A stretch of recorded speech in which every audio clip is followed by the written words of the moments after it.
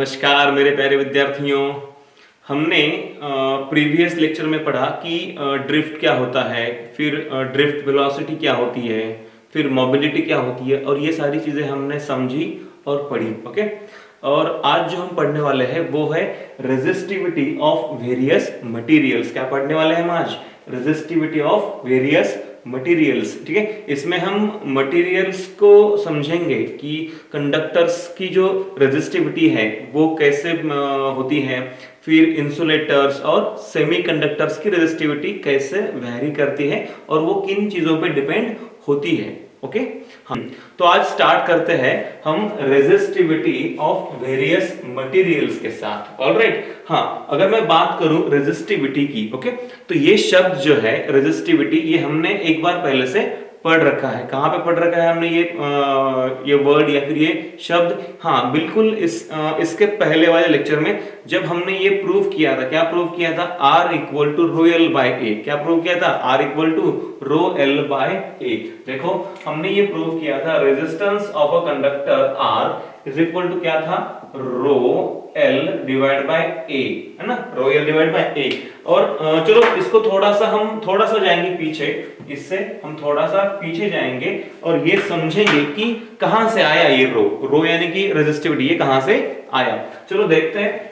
देखो, हमने ये पढ़ा था कि रेजिस्टेंस ऑफ अ कंडक्टर, क्या आर मतलब रेजिस्टेंस ऑफ अ कंडक्टर, ये वेरी करता है लेंथ के साथ। कैसे? Directly proportional. अगर तुम किसी वायर के लेंथ बढ़ा दोगे या दुगना करा दोगे तो आर भी क्या हो जाएगा? दुगना हो जाएगा, यानी कि R is directly proportional to length. और एक चीज हमने पढ़ी थी, कौन सी?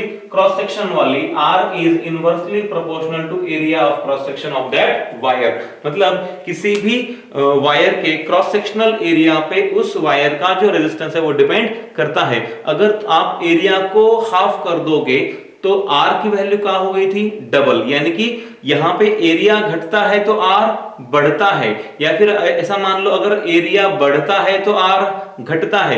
यानी कि यहां जो रिलेशन है कौन सा? R और एरिया में ये इस तरह से है कि resistance is inversely proportional to area. Alright, A घटेगा तो R बढ़ेगा, और अगर ए बढ़ेगा तो R घटेगा। ये है इनवर्स रिलेशन। और इन दो रिलेशंस को हमने कंबाइन किया था। कैसे?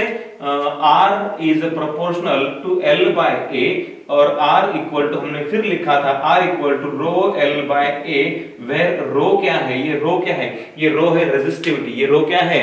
Resistivity of that conductor. और ये डिपेंड करता है उस मटेरियल पे। अब देखिए, बात को समझो, ठीक है। ये जो रो है ना, ये बहुत ही मटेरियल डिपेंडेंट है। मटेरियल डिपेंडेंट मतलब तुम वायर या फिर कंडक्टर कितनी लेंथ का लेते हो या फिर किस क्रॉस सेक्शन का लेते हो, ये इस बात पे डिपेंड नहीं करता। ये बहुत बहुत बहुत इंटीग्रल प्रॉपर्टी है उस मटेरियल की। ओके, और ये एरिया या फिर लेंथ पे डिपेंड नहीं करता। ओके, इसलिए हम कह सकते हैं कि ये जो रो है ना, ये कांस्टेंट है। ओके, ये रो क्या है? कांस्टेंट है। वो लेंथ या फिर एरिया पे डिपेंड नहीं करता है, वो उस मटेरियल की बहुत ही इंटरनल प्रॉपर्टी है जिसे हम कहते हैं रेजिस्टिविटी ऑफ दैट मटेरियल। मैं ये नहीं बोल रहा हूं कंडक्टर, मैं बोल रहा हूं मटेरियल। देखिए, वो रेजिस्टेंस जिस इसका बना है मटेरियल का, ये उस पर डिपेंड करता है। बात समझ में आई? ओके, अब देखते हैं कि रो का जो यूनिट है वो क्या हो सकता है। ओके, रो का यूनिट। फिर एक काम करता है, इसको ये जो है थोड़ा रीअरेंज कर देते हैं, तो मैं ऐसे लिख सकता हूं रो इज इक्वल टू ये बन जाएगा R A divide by what? L। R A divide by L। अच्छा देखो, ये है R मतलब ओहम। क्या है ये? ओहम। एरिया मतलब मीटर स्क्वायर, और ये लेंथ मतलब फिर से एक बार मीटर। ये क्या है? रो। तो देखो, मीटर और ये मीटर क्या हो जाएगा? कैंसल। समझ रहे हो बात को? यहां का एक मीटर और यहां का एक मीटर क्या हो जाएगा? कैंसल। तो बचेगा रो का यूनिट ओहम मीटर। क्या बचेगा? Ohm metre. बात समझ में आई? क्या समझ में आया कि रो जो है, ये जो रो है ना, ये रो एक कांस्टेंट है। क्या है? कांस्टेंट, जिसको हम कहते हैं रेजिस्टिविटी ऑफ मटेरियल, जो डिपेंड करता है मटेरियल पे, ना कि लेंथ या फिर एरिया पे। ऑलराइट, और जिसका यूनिट है ओहम मीटर। ऑलराइट, अच्छा, तो अब इसको थोड़ा सा हटा देते हैं और उन चीजों पे कंसंट्रेट करते हैं जो मैंने यहाँ पे लिखी है। ओके, हाँ, अभी तक इनका कोई काम नहीं था, बट अब इनका काम होगा। और भले मैंने बोर्ड पे बहुत कुछ लिखा हो, ओके, मैंने बोर्ड पे बहुत कुछ लिखा है, बट आपको एक वक्त उसी बात पे फोकस करना है जो मैं तुमको दिखा रहा हूं या फिर बता रहा हूं। ऑलराइट, वन बाय वन आपको हर सेंटेंस के हर वर्ड का मीनिंग समझ में आना चाहिए। अब वैसे देखा जाए तो ये चीजें जो है ये इंफॉर्मेशन है। क्या है ये? इंफॉर्मेशन। मतलब इसमें मेरा कुछ भी स्किल नहीं लगने वाला, इसमें आपका स्किल ज्यादा है, आपको ये सब ध्यान में रखना है। ये इंफॉर्मेशन है, इसमें कुछ भी लॉजिक या फिर हाँ थोड़ा बहुत लॉजिक भी हो सकता है, बट बहुत ज्यादा लॉजिक इसमें नहीं है। इसमें बहुत ज्यादा इंफॉर्मेशन है जो आपको याद रखनी है। ऑलराइट, तो इसमें मेरा काम बहुत कम है, इसमें आपका रोल बहुत ज्यादा है। ओके, तो देखो, तो पहला क्या है कि resistivity of various materials. Alright, हाँ, तो पहला सेंटेंस है metals have resistivities in the range of, मतलब मेटल्स की रेजिस्टिविटी इस रेंज में है। किस रेंज में है? 10⁻⁻8 ohm metre to 10⁻⁻6 ohm metre. Alright, हाँ, मतलब 10⁻⁻8 ये कम वैल्यू है, ठीक है। यहां से लेकर यहां तक इतनी वैल्यू हो सकती है मेटल्स के रेजिस्टिविटी की, और उसका जो यूनिट है वो क्या है? Ohm metre. बात समझ में आई? और ये इंफॉर्मेशन है, आपको याद रखना है। ऑलराइट, फिर देखिए, अब मेटल्स जो है ना, ये मेटल्स क्या है? They are good conductors, they are good conductors. और normally they have a little oppose to the flow of electricity. Okay, या फिर फ्लो ऑफ इलेक्ट्रॉन्स को वो बहुत ज्यादा अपोज नहीं करते हैं, इसलिए उनकी जो रेजिस्टिविटी है वो भी बहुत कम है। आप सोच समझ सकते हो इस बात को। 10⁻⁻8, अगर इस नंबर को आप डेसिमल में लिखना चाहो तो आप देख सकते हो इसमें मतलब कितने जीरोस हैं ना, मतलब ये नंबर बहुत कम है, ये बहुत कम है, और ये थोड़ा सा ज्यादा है 10⁻⁶। ओके, हाँ, मतलब बट अगर दोनों देखें ना तो ये दोनों नंबर्स बहुत कम है। इसका मतलब है मेटल्स की रेजिस्टिविटी बहुत कम होती है। जब बहुत कम का क्या मतलब है?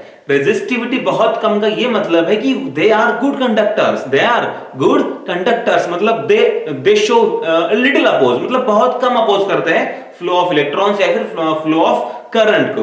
बात समझ में आई?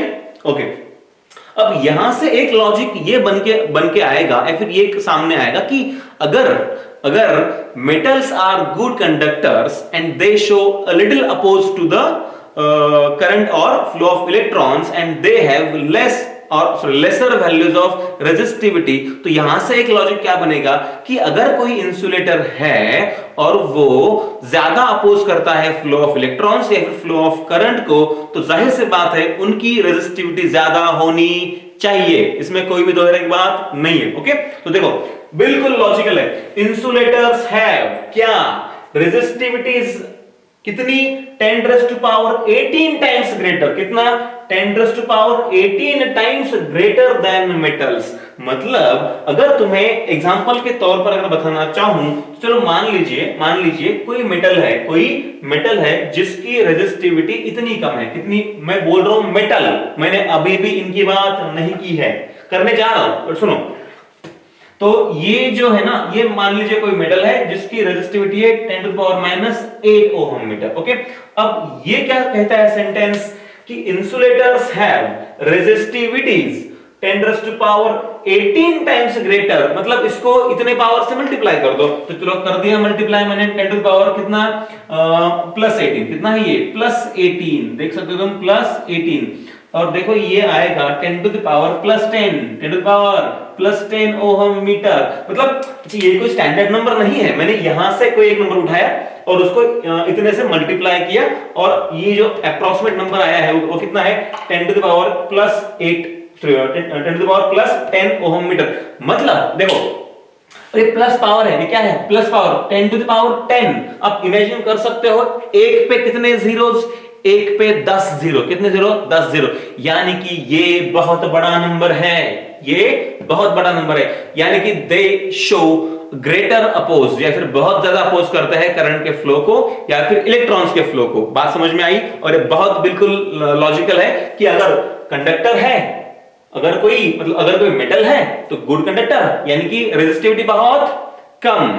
अगर कोई इंसुलेटर है तो बैड कंडक्टर, या फिर हम बोल सकते हैं कि नॉट गुड कंडक्टर, और वो ज्यादा अपोज करेगा तो उसकी रेजिस्टिविटी भी ज्यादा होगी और है। ओके, हाँ, तो छोड़ो इन चीजों को, भी आगे बढ़ते हैं। हाँ, अब हमने दो चीजें पढ़ी। क्या पढ़ा हमने पढ़ा गुड कंडक्टर्स यानी कि मेटल्स, फिर हमने पढ़ा इंसुलेटर्स जो कि हम कह सकते हैं बैड कंडक्टर्स, और फिर तीसरी चीज होती है सेमीकंडक्टर्स। कौन सी होती है? सेमीकंडक्टर्स, जो ना तो गुड कंडक्टर्स है और ना ही बैड कंडक्टर्स है। Okay, they lie in between them, ये दोनों के बीच में लाई करते हैं। ओके, अगर इन दोनों की कंडक्टिविटी अगर मैं बोल रहा हूं कि हाँ, ये जो है सेमीकंडक्टर्स जो है, मैं किसकी बात कर रहा हूं? सेमीकंडक्टर्स। एक बार फिर से बोलो, मैं किसकी बात कर रहा हूं? सेमीकंडक्टर्स। ऑलराइट, हाँ, अगर सेमीकंडक्टर्स की कंडक्टिविटी अगर मेटल्स और इंसुलेटर्स के बीच में लाई करती है तो जाहिर सी बात है इनकी जो रेजिस्टिविटी है वो भी इन दोनों के बीच में ही लाई करेगी। ओके, देखो semiconductors have resistivities in between, दोनों के बीच में। किन दोनों के बीच में? कंडक्टर्स और इंसुलेटर्स के बीच में। ऑलराइट, और एक बात है कि ये जो सेमीकंडक्टर्स है इनकी रेजिस्टिविटी इन दोनों के बीच में क्यों लाई करती है, इसको भी हम समझेंगे टेक्निकली। कैसे? टेक्निकली या फिर लॉजिकली। देखो, किसी भी मटेरियल से इलेक्ट्रिक करंट के फ्लो होने के लिए उसमें फ्री इलेक्ट्रॉन्स होने जरूरी है। क्या होना जरूरी है? Free electrons. ठीक है, हाँ। अब मेटल्स में वैसे ही नॉर्मली मतलब कुछ बिना कुछ किए बहुत ज्यादा फ्री इलेक्ट्रॉन्स पहले से मौजूद होते हैं, इसलिए वहां से इलेक्ट्रिक करंट का फ्लो होना बहुत आसान होता है। ऑलराइट, मतलब metals have large number of free electrons. फिर हम बात करते हैं इंसुलेटर्स की, उसमें तो फ्री इलेक्ट्रॉन्स होते ही नहीं है, मतलब ना के बराबर, इसलिए वो क्या है? Bad conductors. ठीक है, अब फिर देखते हैं कि अगर हमारे पास दो चीजें हैं, एक में बहुत फ्री इलेक्ट्रॉन्स है और एक में कुछ भी फ्री इलेक्ट्रॉन्स नहीं है, तो बीच वाला एक स्टेज है जो कहते हैं सेमीकंडक्टर्स, जिसमें रूम टेम्परेचर पे, किस पे? रूम टेम्परेचर पे, मतलब नॉर्मल जो हमारा ये होता है टेम्परेचर, उस पे। ओके, रूम टेम्परेचर पे बहुत कम फ्री इलेक्ट्रॉन्स होते हैं। कितने? बहुत कम। यानी कि हम बोल सकते हैं कि अगर मान लीजिए कि उसमें 10 टू द पावर, चलो मान लो उसमें 10 टू द पावर 10 एटम्स है। कितने हैं? 10 टू द पावर 10 एटम्स है। तो 10 टू द पावर 10 एटम्स में मान सकता है कि वो मतलब मान लीजिए कि 10 टू द पावर 2 या फिर 10 टू द पावर 3 इतने फ्री इलेक्ट्रॉन्स उसमें हो सकते हैं, या फिर इससे भी कम हो सकते हैं। ऑलराइट, तो यहां पे प्रॉब्लम क्या है? यहां पे प्रॉब्लम यह है कि यहां पे फ्री इलेक्ट्रॉन्स बहुत कम है। इसलिए देखो, semiconductors have resistivities in between conductors and insulators. अब मैं जिसकी बात कर रहा था उस पॉइंट पे मैं फिर से आता हूं। ओके, देखो, सेमीकंडक्टर्स में हमने अभी कहा कि उतने ज्यादा फ्री इलेक्ट्रॉन्स नहीं है। क्या कुछ ऐसा कर सकते हैं? क्या हम कुछ ऐसा कर सकते हैं जिससे सेमीकंडक्टर में भी हम ज्यादा फ्री इलेक्ट्रॉन्स बना सकते हैं या फिर ऐड कर सकते हैं? हाँ, बिल्कुल कर सकते हैं। ओके, अगर हम उस सेमीकंडक्टर का टेम्परेचर बढ़ाएंगे तो कुछ कोवेलेंट बॉन्ड्स ब्रेक होंगे और वहां से जो इलेक्ट्रॉन्स बाहर निकलेंगे वो फ्री हो जाएंगे और they will be available for conduction. और वो क्या हो जाएंगे?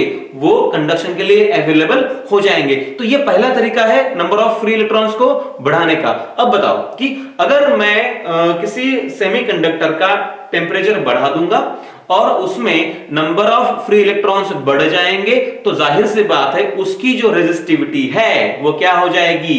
घट जाएगी, क्योंकि नंबर ऑफ फ्री इलेक्ट्रॉन्स के बढ़ने से वो बन जाएगा थोड़ा सा अच्छा कंडक्टर, और जैसे वो बन जाएगा अच्छा कंडक्टर, उसकी जो रेजिस्टिविटी वो क्या हो जाएगी?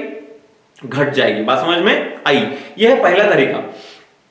अब दूसरा तरीका यह हो सकता है कि क्या इन सेमीकंडक्टर्स में हम कुछ ऐसी मिलावट कर सकते हैं जिसमें पहले से फ्री इलेक्ट्रॉन्स हो, जिसमें पहले से फ्री इलेक्ट्रॉन्स हो ना।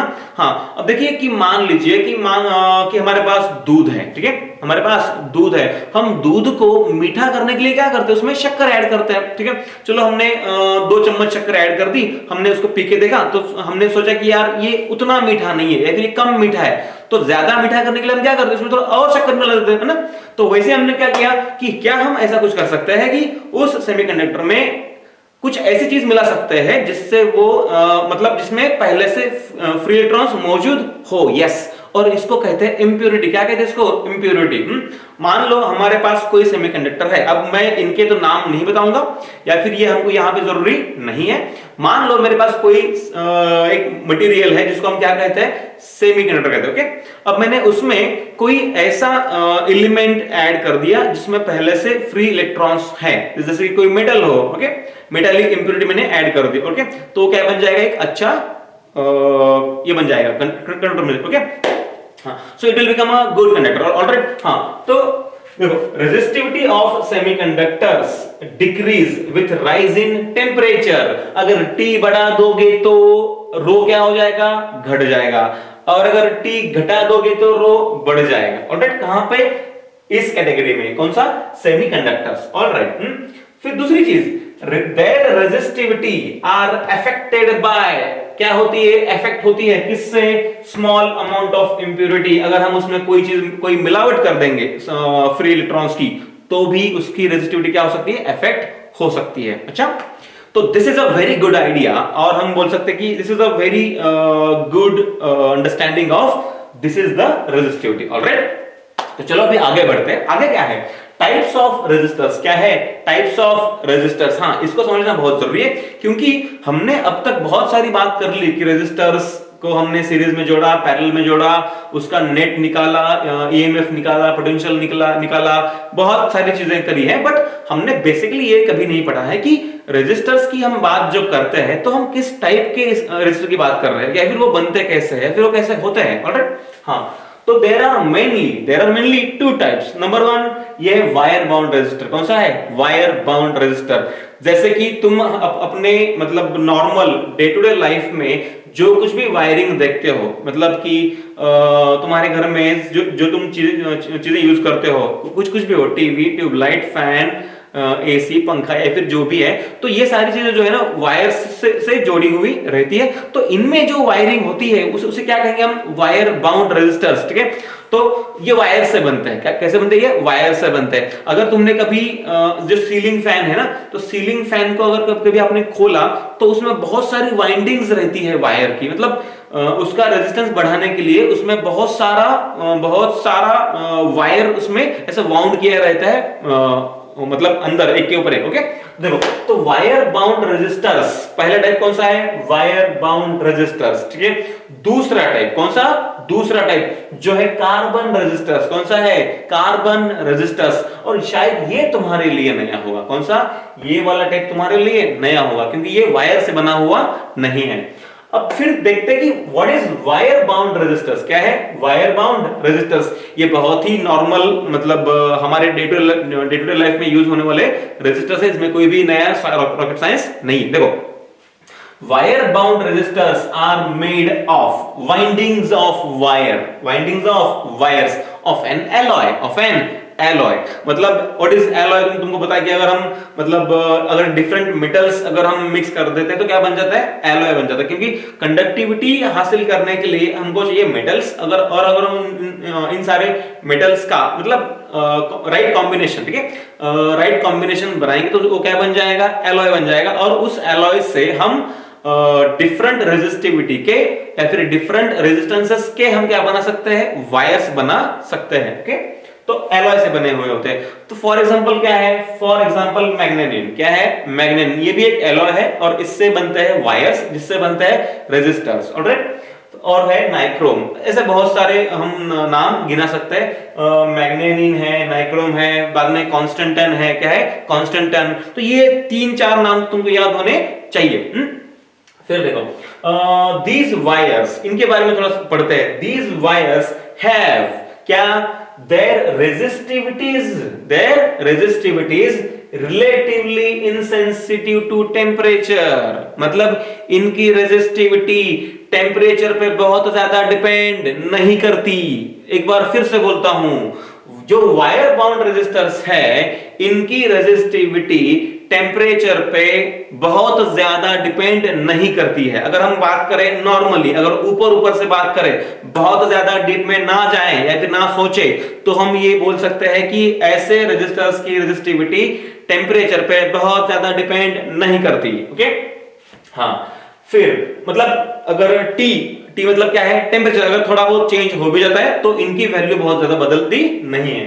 अब देखिए, their resistance vary from few ohms to few hundred ohms, मतलब अगर ऐसे अगर वायर से तुम कुछ बनाते हो रेजिस्टेंस वगैरह, तो उनकी वैल्यूज कितनी होती है, कुछ ओहम से लेकर कुछ 100 ओहम्स तक, मतलब फ्यू ओहम्स से लेकर फ्यू 100 ओहम्स तक, मतलब 4-5 ओहम से लेकर 500, 600 या फिर 1000 वगैरह ओहम तक। ओके, इतनी इनकी वैल्यूज हो सकती है। ऑलराइट, हाँ, तो हमने रेजिस्टेंस का पहला टाइप पढ़ा है, कौन सा, वायर बाउंड रेजिस्टर्स।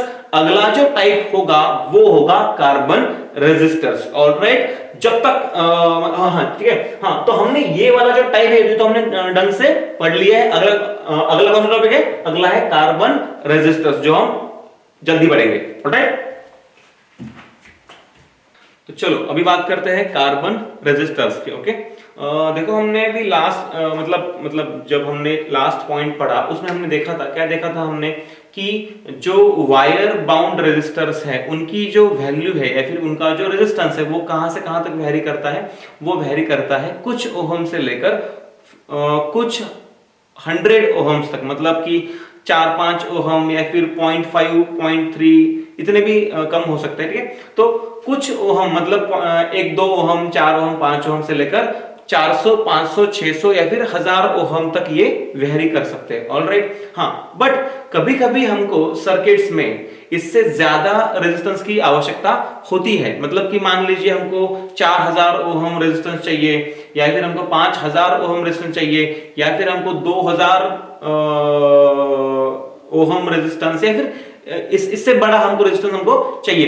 तो हमको ये वाले जो वायर बाउंड रेजिस्टर्स है, ठीक है, ये हमारे काम नहीं आएंगे। क्यों काम नहीं आएंगे, इसका पहला रीजन ये है कि वायर बाउंड रेजिस्टर्स बहुत ज्यादा स्पेस लेते हैं अपने आप के लिए। यानी कि अगर मान लो कि मुझको कोई ये बनाना है, मान लीजिए मुझको टीवी बनाना, क्या बनाना है, टीवी बनाना है या फिर कंप्यूटर बनाना है, और उसमें अगर मान लीजिए 2000 ओहम का रेजिस्टेंस, मान लीजिए उसका जो साइज है वो इतना बड़ा हो गया। ठीक है, अब इतना बड़ा साइज उस टीवी में, कंप्यूटर में सिर्फ एक रेजिस्टेंस के लिए तो नहीं ना हम खा सकते। ओके, तो हम चाहते हैं कि अगर ऐसे हमको बड़े रेजिस्टेंसेस चाहिए तो हमको उतनी वैल्यू तो मिले ही, बट हमारी जो स्पेस है, जो वॉल्यूम ऑफ द रेजिस्टेंस है वो भी क्या हो जाए, कम हो जाए, ताकि हम बहुत से कम स्पेस में बहुत ज्यादा चीजें यूज कर सके। आजकल हम यूज करते हैं, मतलब मोबाइल में या फिर लैपटॉप्स या फिर टीवी, ये जो सब इलेक्ट्रॉनिक चीजें हैं ना,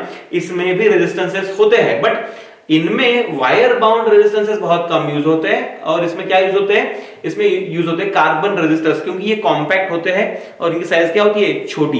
तो इनका सबसे पहला फायदा यह है कि ये बहुत ज्यादा रेजिस्टेंस देते हैं और छोटी वॉल्यूम में या फिर कम स्पेस यूज करके। ऑलराइट, हाँ, ऑलराइट। और एक दूसरी चीज जो है कि हमने इनको यूज करना क्यों चाहा। ओके, अब देखो कार्बन रेजिस्टर्स, कार्बन के नाम में ही हम मतलब समझ सकते हैं कि कार्बन एक क्या है, एक ऐसा एलिमेंट है जिसके आउटर मोस्ट ऑर्बिट में 4 इलेक्ट्रॉन्स है। ठीक है, और वो क्या करता है, वो बाजू वाले कार्बन्स के साथ में कोवेलेंट बॉन्ड्स बनाता है और वो क्या होता है, स्टेबल हो जाता है। मतलब उसमें नॉर्मली रूम टेम्परेचर पे बहुत कम फ्री इलेक्ट्रॉन्स है, जिसकी वजह से उसकी कंडक्टिंग प्रॉपर्टी उतनी ज्यादा नहीं है, यानी कि उसकी रेजिस्टिविटी पहले से हायर है।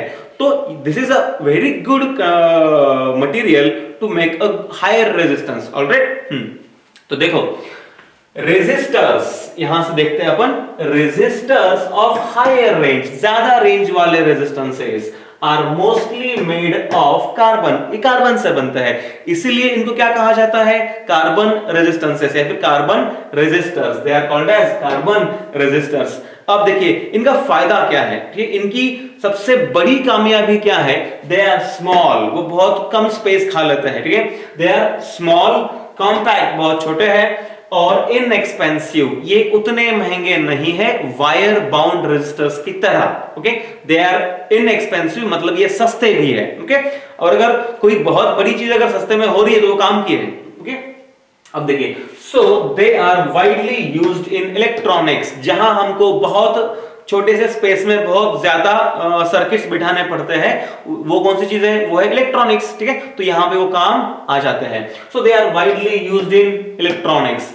तीसरी चौथी बात, वैल्यूज ऑफ देयर रेजिस्टेंसेस, उनके रेजिस्टेंस की वैल्यू।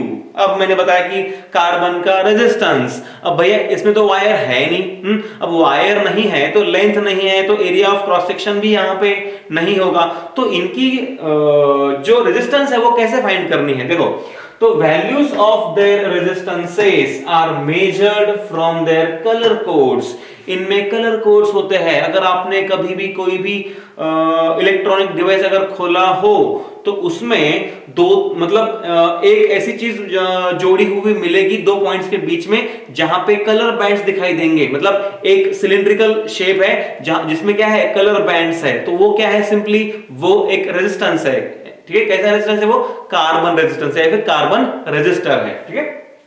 और उसकी वैल्यू कितनी है, ये डिपेंड किस पे करता है, उस पे हमने कौन से कलर कोड्स यूज किए इस पे डिपेंड करता है, तो कलर कोड पता है तो हमको उसकी वैल्यू भी पता हो जाएगी, ऑलराइट। तो हमको ये कलर कोड से उसकी वैल्यू निकालते आना चाहिए, ये हम पढ़ेंगे थोड़ा सा आगे। अब देखिए, कार्बन रेजिस्टर, किसकी बात कर रहे हैं हम, कार्बन रेजिस्टर की। कार्बन रेजिस्टर हैज, क्या है, set of coaxial colored rings, a set of coaxial colored rings, ये क्या होता है मैं बताऊंगा, बट समझिए कि इसमें क्या है, कलर के रिंग्स है, क्या है, कलर के रिंग्स, कोएक्सियल मतलब सबका एक्सिस कैसा है, same, coaxial coloured rings whose significance is given in the table, मतलब ये जो मैंने बाजू में टेबल निकाला है, इसमें हम क्या करेंगे, उस सारे वैल्यूज का जो सिग्निफिकेंस है वो हम यहाँ पे लिख देंगे। अब समझिए कि कार्बन रेजिस्टर कैसा होता है, कैसा दिखता है, उसमें कैसे कलर के रिंग्स होते हैं कोएक्सियल, ओके। देखिए, तो कार्बन रेजिस्टर कुछ ऐसा सिलिंड्रिकल होता है, कैसा होता है, ऐसा सिलिंड्रिकल, ये देखिए ऐसा सिलिंड्रिकल कार्बन रेजिस्टर होता है, ये देखिए ये ऐसे, ओके। ये थोड़ा सा बिगड़ गया है इसलिए मैं इसको थोड़ा सा सुधार देता हूं, देखिए ये ऐसे सिलिंड्रिकल रेजिस्टेंस होता है कार्बन रेजिस्टर, बात समझ में आई। और यहाँ पे ऐसे दो वायर्स भी जोड़े हुए रहते हैं, बस कांटेक्ट क्रिएट करने के लिए, ओके।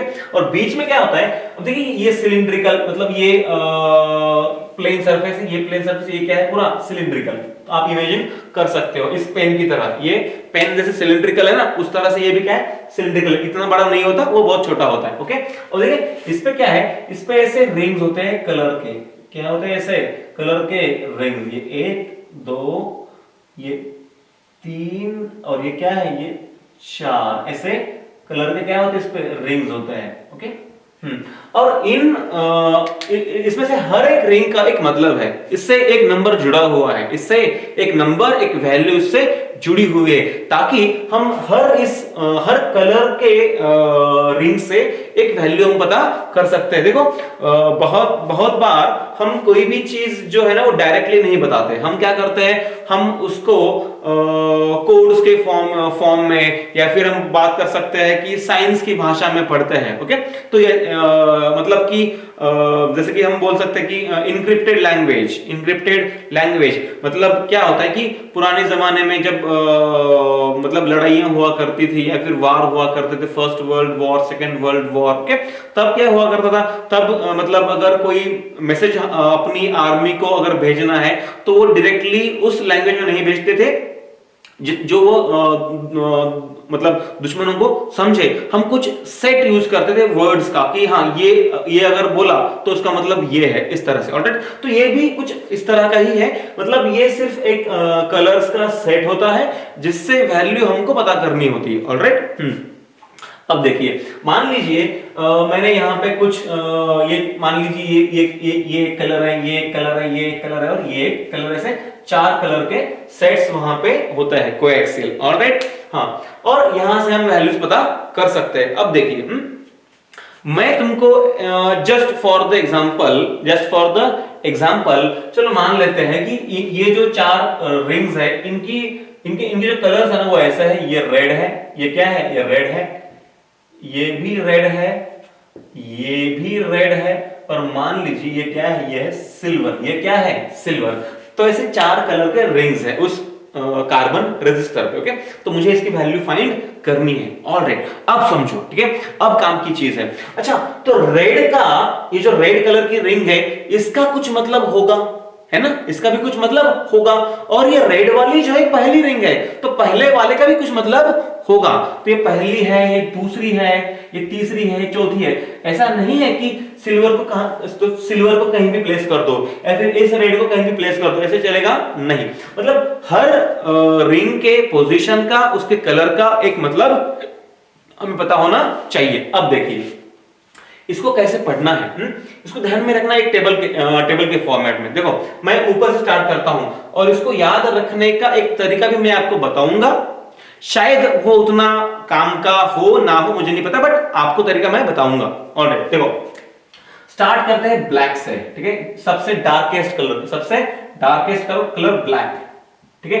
ब्लैक से देखो, मतलब लॉजिकली भी ध्यान में रख सकते हो। अब ब्लैक से चालू करो और थोड़ा थोड़ा उस कलर को लाइट करते जाओ। क्या करते जाओ, लाइट करते जाओ, है ना। हमको तो पता है ना विबग्योर, देखो विबग्योर तुमने पढ़ा है, विबग्योर, ठीक है। तो विबग्योर में एक साइड में क्या है, विबग्योर में एक साइड पे है रेड, क्या है, रेड, और एक साइड पे कौन है, वॉयलेट, क्या है, वॉयलेट। तो रेड से देखो चलो मान लो मैं यहां से स्टार्ट कर रहा हूं, ठीक है। ये क्या है, रेड, और मैं जा कहां रहा हूं, वॉयलेट। ओके, हाँ, तो रेड से वॉयलेट जाते जाते क्या होता है, कलर पहले फेंट हो जाता है, ठीक है। क्या क्या होता है, फेंट ऐसे येलो तक, और फिर आगे क्या होता है, डार्क हो जाता है, कब तक, वॉयलेट तक। मतलब डार्क कौन, रेड। तो डार्क से आता है पहले फेंट तक, मतलब रेड से येलो तक, और फिर येलो से कहां तक, वॉयलेट तक। ये लॉजिक दिमाग में याद रखो कि हाँ, डार्क से पहले फेंट, और फिर फेंट से फिर डार्क, रेड से येलो तक आओ, और फिर येलो से वॉयलेट तक जाओ, डार्क डार्क करते करते। हाँ, बस ये एक लॉजिक बनाया हमने इस चीज को याद रखने का। अब कुछ चीजें और याद रखनी है, क्या याद रखना है, देखो वैसे रेड, ठीक है, अगर मैं आपको बोलूं कि रेड से ज्यादा अगर कोई डार्क है तो वो क्या है, ब्राउन। ब्राउन से ज्यादा डार्क कौन है, ब्लैक, है ना। तो हम जब मैं स्टार्ट करूंगा ऊपर से, तो डार्केस्ट कलर कौन सा है, ब्लैक, तो लिख दिया ब्लैक। फिर ब्लैक के बाद कौन आएगा, ब्राउन। अब थोड़ा सा लाइट करते जाओ उसको, क्या करना है उसको, थोड़ा सा लाइट करते जाओ, ब्राउन, ठीक है। ब्राउन के बाद रेड, रेड के बाद, तो रेड को थोड़ा और लाइट कर दो, कौन बनेगा, ऑरेंज, क्या बनेगा, ऑरेंज, ठीक है। ऑरेंज को थोड़ा और लाइट कर दो तो बनेगा येलो, क्या बनेगा, येलो, ओके। येलो को, अब देखो मैंने कहा था कि हाँ, कि डार्क से लेकर हम कहां तक आए, लाइट तक। लाइट कौन सा, मतलब फेंट वाला कलर कौन सा है, येलो। अब यहां से फिर हमें क्या करना है, इसको डार्क करते जाना है, डार्क से लाइट, लाइट से फिर डार्क, समझ रहे हो ना। हाँ, अब थोड़ा येलो को और डार्क कर दो, किसकी तरफ, दूसरी दिशा में, कहां वॉयलेट की तरफ, ठीक है। तो येलो को डार्क कर दूंगा तो बन जाएगा ग्रीन, क्या बन जाएगा, ग्रीन। ग्रीन को थोड़ा और डार्क कर दोगे तो, ग्रीन को थोड़ा सा और डार्क कर दोगे तो क्या बन जाएगा, ब्लू, क्या बन जाएगा, ब्लू, ठीक है। और डार्क करोगे तो बनेगा वॉयलेट, क्या बनेगा, वॉयलेट, ठीक है। हाँ, वॉयलेट को थोड़ा और डार्क करोगे तो क्या बनेगा, ग्रे, क्या बनेगा, ग्रे, ओके। और ग्रे, अब देखो ग्रे, ओके, और ग्रे के बाद कौन आएगा, व्हाइट, ग्रे के बाद कौन आएगा? व्हाइट। ये बस याद रखने के तरीके हैं, बाकी उसमें ऐसा है कुछ नहीं। ओके हाँ, अब देखो नीचे 3 और कलर है, नीचे और 3 कलर्स है जो भी वो भी हमारे काम के है। कौन कौन से है? देखो ये गोल्ड है, फिर है सिल्वर और फिर है नो कलर। फिर कौन है? No colour. ये भी हमारे काम के हैं इस टेबल में। ऑलराइट, हाँ देखो, हाँ तो हम स्टार्ट कहां से किया? ब्लैक, ठीक है, ब्लैक ब्राउन, थोड़ा और लाइट रेड, और लाइट ऑरेंज, और लाइट येलो, अब थोड़ा डार्क करते जाओ, ग्रीन, फिर ब्लू, ओके, फिर वॉयलेट और डार्क ग्रे, ठीक है। अब ग्रे के बाद तुमको पता है क्या होता है? ग्रे के बाद क्या होता है? व्हाइट। ग्रे हो गया, अब क्या हो जाएगा? व्हाइट। अब व्हाइट के बाद फिर क्या? गोल्ड, सिल्वर और नो कलर। तो यहां से लेकर यहां तक, ठीक है, सॉरी यहां से लेकर यहां तक, इस व्हाइट तक, ठीक है, इस व्हाइट तक याद करने का एक तरीका हमारे पास है, ठीक है। आप मतलब मैं इसको बाद में बताऊंगा या फिर अभी मतलब बोल सकता हूं। देखिए क्या तरीका है, ठीक है। देखो यहां से लेकर इस व्हाइट तक क्या लिखना है? देखो बीबी रॉय, क्या है? BB Roy of Great Britain, of Great Britain, of Great Britain, veto, getting wed, getting wed. मतलब ये एक सेंटेंस है, ये क्या है? एक सेंटेंस है। ये सेंटेंस को आपको याद रखना है। तो एक सेंटेंस क्या बना? बीबी रॉय, हो सकता है कोई आदमी हो, ठीक है, क्या हो सकता है? कोई आदमी हो। बीबी रॉय कहां का है वो? Of Great Britain veto, of Great Britain veto, getting wed, शादी कर रहे हैं। अबे हमें क्या फर्क पड़ता है? कर रहा है तो कर रहे हैं, करने दो, ठीक है। हाँ बट ये हमारे काम का है, इसकी शादी हमारे काम की नहीं है, बट हाँ इसकी शादी हमने यहां पे काम की है। किसमें? हाँ ये ब्लैक से लेकर व्हाइट तक का जो सीक्वेंस है इसको याद रखने के लिए। तो एक बार याद रखो क्या है? BB Roy of Great Britain veto getting wed. चलो छोड़ो इसको। देखो हाँ, अब इनके मतलब क्या है? इनके मतलब, तो इनके मतलब समझने के लिए, इनके मतलब समझने के लिए, इनके मतलब समझने के लिए हम इनके सामने नंबर्स लिख देंगे। देखो ब्लैक है, क्या है ये? ब्लैक, इसके सामने लिखो 0। कुछ दिमाग मत लगाओ, ठीक है। क्या लिखा आपने? ब्लैक के सामने क्या लिखा? 0। अब 1, ये 2, ये 3, ये 4, ये 5, 6, 7, 8 और ये 9। अपन ने टेबल कहां तक याद किया था? व्हाइट तक, बराबर है कि नहीं? हाँ क्या याद क्या किया था? बीबी रॉय, ठीक है। कहां का BB Roy? Of Great Britain veto, ठीक है, गेटिंग वेड, शादी कर रहा है। अच्छी बात है, मुबारक हो, ठीक है। हाँ और ये जो 3 जो कलर्स है नीचे, इसकी बात हम करेंगे बाद में। ओके, पहले समझो कि जहां तक हमने टेबल याद किया था वहां तक नंबर्स लिख दो 0 से लेकर 9 तक। 0 1 2 3 4 5 6 7 8 9 हो गया। अब थोड़ा आगे जाओ इस वाले टेबल में। ये क्या है? ये है डेसिमल मल्टीप्लायर। ये क्या है? Decimal multiplier. मतलब इस फैक्टर को, इस चीज को किस चीज से मल्टीप्लाई करना है, या फिर 10 के कितने पावर से मल्टीप्लाई करना है। तो यहां 0 है ना, तो सामने भी क्या कर दो? 10 टू पावर 0। बिल्कुल दिमाग नहीं लगाना, बस इसको कॉपी करना है, ठीक है। देखो 1 है ना, तो 10 टू 1, 2 है तो 10 टू 2, 3 10 टू 3, 4 तो 10 to 4 and so on. 10 to 5, 10 to 6, 10 to power 7, 10 to power 8 और 9 क्या लिखा है? 10 टू पावर 9, ठीक है। तो इस पावर से उसको मल्टीप्लाई करना है, 10 टू 0 से लेकर 10 टू पावर 9 तक। ये अब इसके क्या मतलब है ये भी हम आगे पढ़ेंगे। अब अगली चीज है टॉलरेंस। क्या है? टॉलरेंस। देखो टॉलरेंस क्या होता है, पहले टॉलरेंस को समझे, टॉलरेंस को समझे और इसको हम बाद में लिखेंगे। देखो कोई भी रेजिस्टेंस ले लो, ठीक है, चाहे वो वायर्ड रेजिस्टेंस हो या फिर वो कार्बन रेजिस्टर हो, ठीक है। इन दोनों टाइप्स की जो वैल्यू है या फिर जो रेजिस्टेंस है वो कांस्टेंट नहीं होता, ठीक है। मोर और लेस प्रैक्टिकल पर्पसेस के लिए हम ये मानते हैं कि इनकी जो वैल्यू ऑफ रेजिस्टेंस है वो कांस्टेंट है, बट अगर हम बहुत ज्यादा डीप में जाकर सोचे तो इनकी वैल्यूज बहुत सारे जो फैक्टर्स है, टेम्परेचर है या फिर उसका फिजिकल शेप एंड साइज है, इस पे डिपेंड करती है, या फिर इनको हमने किस सर्किट में जोड़ा है इस पे डिपेंड करती है। तो हमने ये बातें उतनी ख्याल में नहीं ली थी पहले, बट हम लेंगे क्योंकि मान लीजिए कोई सर्किट है जहां पे थोड़े से वेरिएशन से भी बहुत फर्क पड़ने वाला है, तो हमें उन वेरिएशंस को भी समझना पड़ता है। ठीक है, मान लीजिए तुम किसी सर्किट में इस कार्बन रेजिस्टेंस को जोड़ रहे हो, ठीक है, और तुमने इसका अंदाजा नहीं लगाया था कि इसका रेजिस्टेंस मान लीजिए बहुत कम हो सकता है, ठीक है, और मान लीजिए मतलब किसी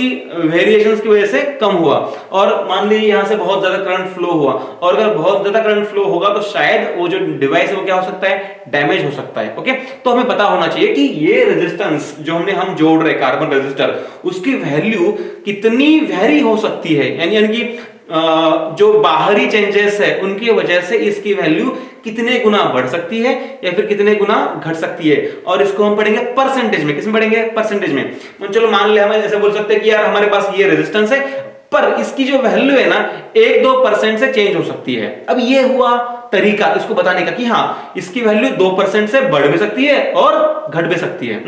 तो ये परसेंटेज में हम क्या बता रहे हैं उसको, टॉलरेंस, मतलब इसकी वैल्यू थोड़ी ज्यादा थोड़ी कम हो सकती है, 19-20। भैया हमको इस पे उतनी गारंटी नहीं है, हाँ थोड़ी कम ज्यादा हो सकती है। तो ये हम कैसे बताएंगे, हम ये बताएंगे टॉलरेंस के हिसाब से। ओके, मान लीजिए हम किसी चीज का रेजिस्टेंस लिख रहे हैं, मान लीजिए 100 ओम। क्या लिख रहे हैं? 100 ओम। और हमको पता है कि इसकी वैल्यू थोड़ी इधर उधर हो सकती है। कितना इधर उधर हो सकती है? किसी ने बोला भैया 2 या 3% से इधर उधर हो सकती है, तो मैं बोलूंगा ±3%। मतलब 100 ओम तो भैया है ही, बट हाँ कभी कभार इसकी वैल्यू इतने परसेंट से ऊपर नीचे हो सकती है, 19-20 का फर्क हो सकता है। ओके, चलो, और ये है टॉलरेंस। और ये टॉलरेंस जो है बस सिर्फ हम इन 3 कलर से दिखाते हैं। कौन से 3 कलर से? गोल्ड। अरे मैंने क्या कुछ गड़बड़ कर दी क्या? नहीं ना, एक सेकेंड। 5 6 7 8 9, बस हम गड़बड़ नहीं कर रहे, हम बस थोड़ा सा नीचे आए हैं। हम एक काम करते हैं, इसको थोड़ा सा ठीक से ढंग से लिखते हैं। कैसे लिखते हैं? ठीक से और ढंग से। देखो, तो ये 10⁻⁴, 10⁻², 10⁻³ 10⁻⁴, 10⁻⁵, 10⁻⁶, 10�7, 10�8, 10�9। ओके, अब हमारे लिए गोल्ड खाली बन गए। ओके, देखो ये जो 3 नंबर्स है ना, कौन कौन से? ये कलर्स कौन कौन से? गोल्ड। ठीक है, तो गोल्ड के लिए यहां आएगा उसका टॉलरेंस, सिल्वर के लिए यहां आएगा उसका टॉलरेंस, और नो कलर के लिए उसका टॉलरेंस यहां आएगा। तो गोल्ड क्या टॉलरेंस है? देखो, गोल्ड का जो टॉलरेंस है वो है 5%। कितना है? 5%। सिल्वर का टॉलरेंस है 10%, और नो कलर का टॉलरेंस है 20%। ठीक है, हाँ, तो गोल्ड का टॉलरेंस कितना है? गोल्ड का टॉलरेंस है 5%, सिल्वर का टॉलरेंस है 10%, और जो नो कलर है उसका जो टॉलरेंस है वो कितना है? वो है 20%। कितना है? 20%। और ये जो फर्क है या फिर जो वेरिएशन है वो हमको पता होना चाहिए। बात समझ में आई? ओके, अब देखो, अब हमको टेबल तो याद हो गया। एक बार देखो बढ़ता है, क्या है? BB Roy, BB Roy of Great Britain veto getting wed. तो 9 तक हमने टेबल याद कर लिया। ये नंबर्स तो 0 से लेकर 9 तक है, ये नंबर 10⁻0 से लेकर 10⁹ तक है, और ये 3 कलर्स जो है गोल्ड, सिल्वर और नो कलर, ये सिर्फ क्या किस काम के है? ये सिर्फ टॉलरेंस के काम के है। 5, 10 और 20, 5, 10 और ये 20 मल्टीप्लाई बाय 2 करते जाना है याद रखने के लिए। ऑलराइट, हाँ चलो, तो अगर एग्जाम्पल के तौर पर, किसके एग्जाम्पल के तौर पर जो हमने लिया था, हमने क्या लिया था? हमने ये वाला रेजिस्टेंस लिया था एग्जाम्पल के तौर पर। तो मुझे इसकी वैल्यू फाइंड करनी है, मुझे इसकी वैल्यू फाइंड करनी है जो हमने लिया था। ओके, देखो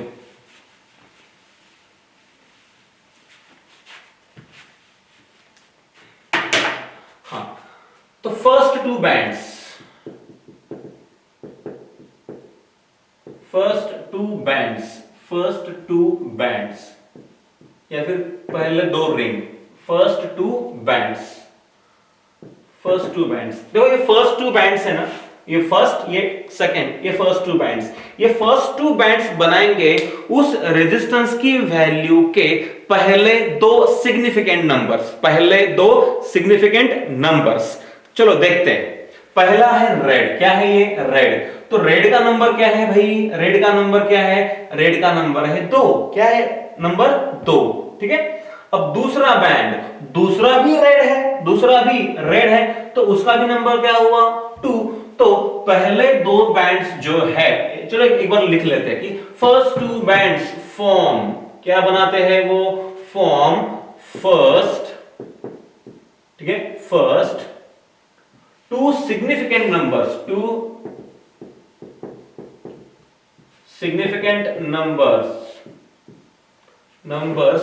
of the value, ओके।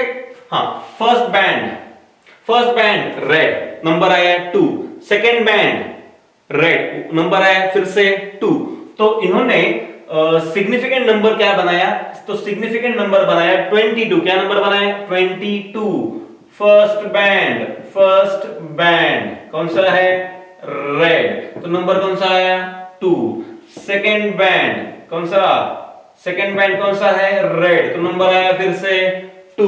तो वैल्यू क्या बनी 22। तो ये पहले दो सिग्निफिकेंट नंबर बन गए।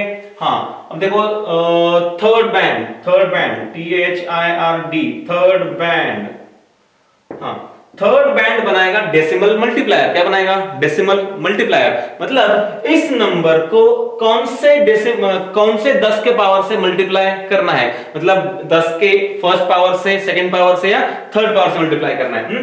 देखो ये बताएगा, ठीक है, इट विल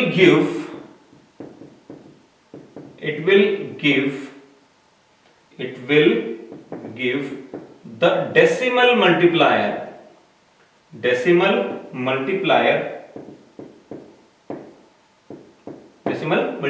ओके। यहां देखो थर्ड बैंड कौन सा है, सिल्वर है, नहीं रेड है, ठीक है। तो थर्ड बैंड यहां पे रेड है, थर्ड बैंड यहां पे कौन सा है, रेड, तो मल्टीप्लायर कौन सा आएगा, देखो मल्टीप्लायर रेड का कौन सा है 10 टू पावर 2, तो मल्टीप्लायर आएगा 10 टू पावर 2, समझ रहे हो। हाँ, अब आएगा फोर्थ बैंड, और फोर्थ बैंड कौन सा है, सिल्वर है ना, सिल्वर है, फोर्थ बैंड है सिल्वर। तो सिल्वर का मतलब है क्या है, ये है देखो 10%, क्या है 10%, यानी कि इसमें जो टॉलरेंस है वो कितना है 10% का है, कितना है 10%। फोर्थ बैंड क्या बताएगा, टॉलरेंस, जो मैंने यहां पे लिखा नहीं है और आपने याद भी दिलाया नहीं है, ओके। हाँ, फोर्थ बैंड क्या बताएगा, टॉलरेंस, इट विल गिव, अच्छा इसका क्या रीजन है, मैंने क्या बताया कि रेजिस्टेंस की वैल्यू थोड़ी सी ऊपर नीचे हो सकती है, तो it will give variation in the value, it will give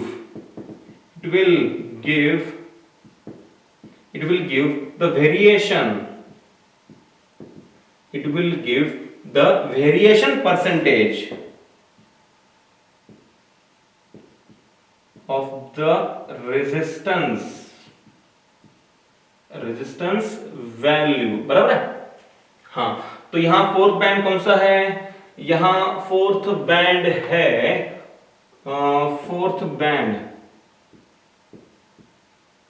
fourth band यहां पे कौन सा था, सिल्वर है, क्या है ये सिल्वर है, उसका मतलब क्या है 10%, क्या उसका मतलब 10%। तो देखो हमारा नंबर बन गया, हमारा एक नंबर बन गया। पहले हमें क्या मिली, वैल्यू कितनी है 22, उसको किससे मल्टीप्लाई करना है 10 टू द पावर 2 से, किससे मल्टीप्लाई करना है इस पावर से, इसमें क्या ऐड करना है, मतलब क्या, और क्या ऐड करना है या फिर क्या सब्ट्रैक्ट करना है 10%, मतलब ये इस वैल्यू से थोड़ा कम या फिर थोड़ा ज्यादा, थोड़ा मतलब कितना 10% कम और 10% ज्यादा भी हो सकता है। ये तुमको दिखाई दे रहा था ना ये सब कुछ, ठीक है। हाँ, ये देखो ये स्क्रीन तुम पॉज करके ये सब लिख भी सकते हो। ऑलराइट, समझ रहे हो? ओके, हाँ, तो हमारे लिए ये 3 नंबर्स काम के हैं, 22 10⁻², और ये 10%। चलो इसको मैं अभी मिटा देता हूं, और हमारे रेजिस्टेंस की जो फाइनल वैल्यू होने वाली है वो मैं यहां पे लिख देता हूं। देखो C है। हाँ, तो पहले 2 नंबर्स क्या बने थे? 22। ओके, इसको किससे मल्टीप्लाई करना था? 10 के 2 पावर से, 10⁻²। अच्छा, इतना ओहम, ये रहा ओहम। अच्छा, हमने ये बात की थी ना कि ये रेजिस्टेंस इससे थोड़ा सा ज्यादा तो थोड़ा सा कम भी हो सकता है डिपेंडिंग अपॉन एक्सटर्नल फैक्टर्स। तो हम इसमें ऐसे प्लस और माइनस, थोड़ा कम या फिर थोड़ा ज्यादा हो सकता है। तो प्लस और माइनस कितना है? ये 10%। तो ये है तुम्हारे इस कार्बन रेजिस्टर की वैल्यू, इस वाले। ओके, रेड का मतलब 2, इस रेड का भी मतलब 2, ठीक है। इस रेड का मतलब मल्टीप्लायर यानी कि ये वाला, और इस सिल्वर का मतलब है टॉलरेंस, और ये प्लस और माइनस क्या है? ऐड कर दो, टॉलरेंस। समझ में आया? अच्छा, तो इस तरह से ये हुआ कार्बन रेजिस्टर्स। ऑलराइट, तो आज हमने क्या क्या पहले शुरुआत में हमने क्या पढ़ा? हमने शुरुआत में पढ़ा रेजिस्टिविटी ऑफ डिफरेंट मटेरियल्स, फिर हमने टाइप्स पढ़े रेजिस्टर्स के, जिसमें हमने पहले देखा, क्या देखा कि वायर बाउंड रेजिस्टर क्या होता है और कार्बन रेजिस्टर क्या होता है, कलर कोड्स क्या होते हैं, उसको यूज कैसे करते हैं, और उससे किसी भी रेजिस्टर की वैल्यू हम कैसे फाइंड करते हैं। बात समझ में आई? ओके, तो हम इस चैप्टर के लास्ट पार्ट में ये पढ़ेंगे, क्या पढ़ेंगे? तो किसी भी रेजिस्टेंस की वैल्यू टेम्परेचर पे कैसे डिपेंड करती है, ठीक है। फिर इसमें हम देखेंगे कि मेटल्स कैसे, मेटल्स के रेजिस्टेंसेस, मेटल्स, बाद में ये मतलब सेमीकंडक्टर्स, और बाद में ये भी बात कर सकते हैं कि कार्बन रेजिस्टर्स, ठीक है। तो इन सारी चीजों की जो वैल्यूज है ये टेम्परेचर पे कैसे वैरी करती है, टी को बढ़ाने से कितने टाइप्स के रेजिस्टेंसेस बढ़ते हैं, मतलब वैल्यू बढ़ती है, और टी को बढ़ाने से किसी की वैल्यू घटती है, यानी कि टी का इन पे क्या इफेक्ट होता है, ये हम पढ़ेंगे नेक्स्ट पार्ट में। Alright, thank you very much.